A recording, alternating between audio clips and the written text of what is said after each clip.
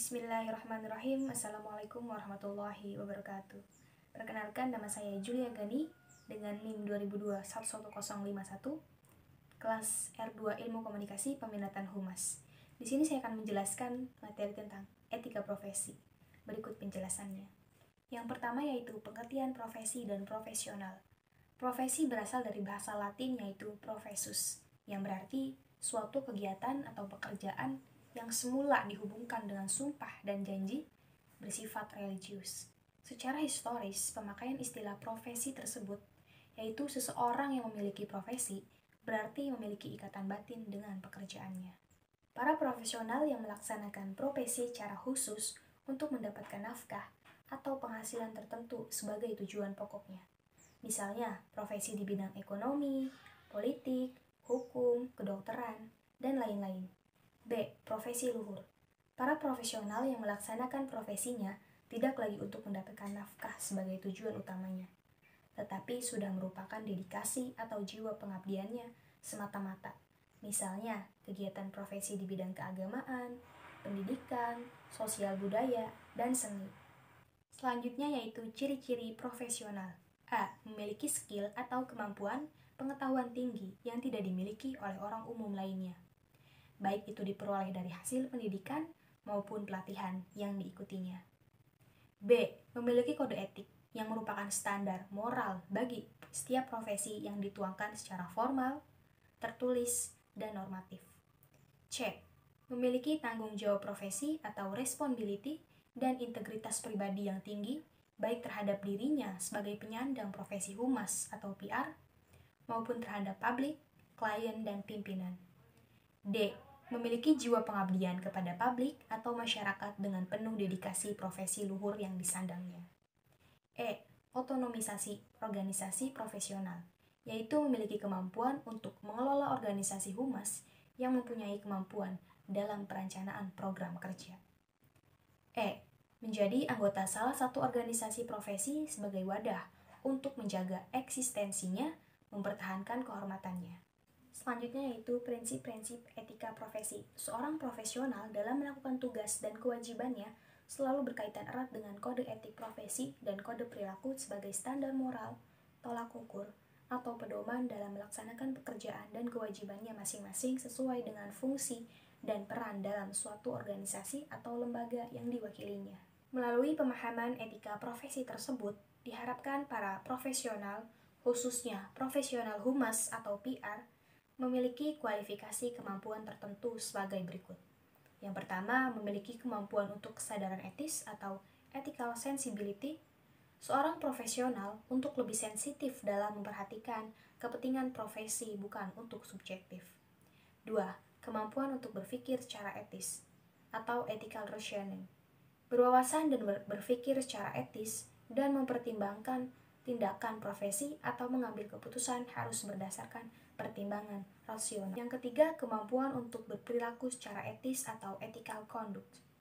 Memiliki perilaku, sikap, etika moral, dan tata krama atau etiket yang baik dalam bergaul atau berhubungan dengan pihak lain.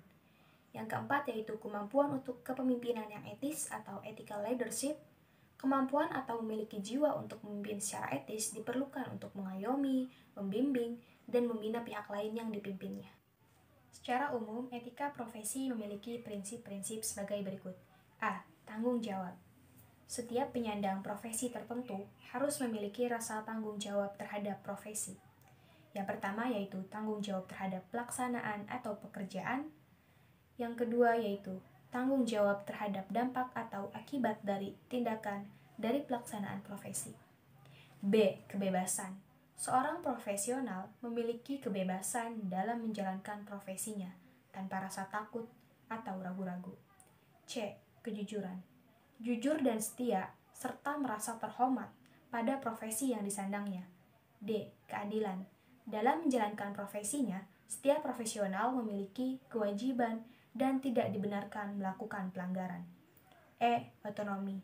Dalam prinsip ini, seorang profesional memiliki kebebasan secara otonom dalam menjalankan profesinya sesuai dengan keahlian.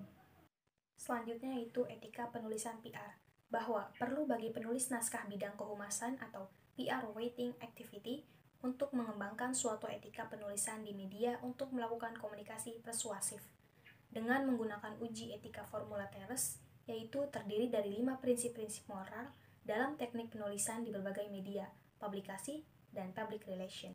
Selanjutnya yaitu bab 5, aplikasi kode etik profesi humas, pengertian etik profesi. Barton K. 1994 mengatakan bahwa kode etik profesi merupakan norma yang telah ditetapkan dan diterima oleh kelompok profesi untuk mengarahkan atau memberikan petunjuk kepada para anggotanya, yaitu bagaimana seharusnya berbuat dan sekaligus menjamin kualitas moral profesi yang bersangkutan di mata masyarakat untuk memperoleh tanggapan yang positif. Selanjutnya yaitu kode etik profesi humas, pemahaman tentang pengertian kode etik, etik profesi, dan etika kehumasan, serta aspek-aspek hukum dalam aktivitas komunikasi penting bagi praktisi atau profesional PR dalam melaksanakan peran dan fungsinya untuk menciptakan citra baik bagi dirinya sebagai penyandang profesional PR atau humas dan citra baik bagi suatu lembaga atau organisasi yang diwakilinya. Secara lengkap, kode etik atau Code of Ethics dan kode perilaku atau Code of Conduct yang dikeluarkan oleh International Public Relations Association atau IPRA dalam sidang umumnya di Venesia, Mei 1961 yaitu sebagai berikut. Yang pertama, integritas pribadi dan profesional diterima bahwa integritas pribadi berarti terpeliharanya standar moral yang tinggi maupun reputasi yang baik. Sedangkan integritas profesional berarti ketaatan pada anggaran dasar, peraturan, khususnya kode etik tersebut, sebagaimana disetujui oleh IPRA. Yang kedua yaitu perilaku terhadap klien dan pimpinan. Seorang anggota mempunyai kewajiban umum berhubungan secara jujur dan adil terhadap klien atau pemimpinnya, baik sebelumnya maupun sesudahnya. Yang ketiga yaitu perilaku terhadap publik dan media massa. Seorang anggota hendaknya melakukan kegiatan profesi oralnya sejalan dengan kepentingan publik dan dengan penuh hormat, demi menjaga martabat baik anggota masyarakat. Yang keempat yaitu perilaku terhadap rekan seprofesi. Seorang anggota hendaknya tidak dengan sengaja mencemarkan reputasi atau tindakan rekan seprofesi lainnya. Selanjutnya yaitu aspek hukum komunikasi kehumasan. Akibat kemajuan teknologi informasi canggih yang merupakan bagian dari sistem komunikasi dan informasi global di abad 21 dalam milenium 3 ini tengah menyaksikan suatu fenomena kian meluasnya pengaruh globalisasi di berbagai sektor kehidupan manusia di muka bumi. Masalah terpenting yaitu keberadaan cyberspace dengan globalisasi informasi dan komunikasi sistem terbuka yang tidak lagi memperhatikan batas-batas kekuasaan atau kedaulatan masing-masing negara. Artinya, undang-undang yang dibuat untuk menetralisasi atau membendung pengaruh globalisasi sudah tidak lagi banyak berfungsi, apalagi bagi suatu negara yang belum mempunyai undang-undang cyber law atau UU Internet. Paling tidak memiliki fungsi hukum sebagai a tool of social and engineering dan kemampuan menciptakan teknologi baru untuk mengurangi dampak negatif dari kekuatan daya tembus siaran cyberspace tersebut. Yang terakhir yaitu hukum komunikasi kehumasan. Seperti dijelaskan sebelumnya, kode etik profesi kehumasan yaitu berkaitan dengan normatif etik, pada prinsipnya mengandung ketentuan bersifat mengikat, yaitu sebagai berikut. A. Kewajiban pada dirinya sendiri, menjaga kehormatan diri, disiplin dan etos kerja, serta bertanggung jawab.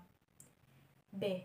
Kewajiban-kewajiban kepada media massa atau publiknya untuk tidak merusak kepercayaan saluran informasi umum demi kepentingan publik.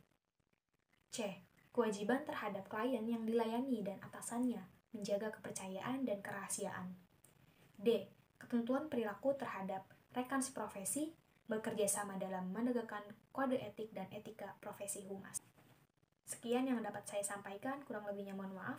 Wabillahi taufiq wal hidayah. Wassalamualaikum warahmatullahi wabarakatuh.